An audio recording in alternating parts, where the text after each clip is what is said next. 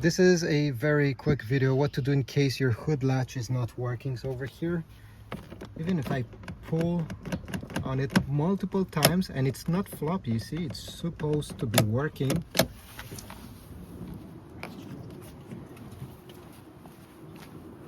The hood doesn't pop, and even if I put my fingers, it's very hard to lift it. So what you can do is to take a hammer, all right, I mean depending on your car model, and we need to keep this hood latch in the open position. I mean, if you're two people, well, there one of them should be able to keep it in the open position, but over here, look, just with an actual hammer I will lock, okay, the latch.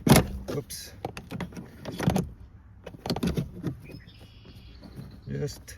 Just like that, you see the latch stays on. And now if I come here, simply with my fingers I'll be able to lift it, and from here I can operate it normally. You may have to replace this hood latch in case this happens many times. And yeah, this is it. I hope this was useful. Please leave a like, subscribe, and I'll see you in the next video.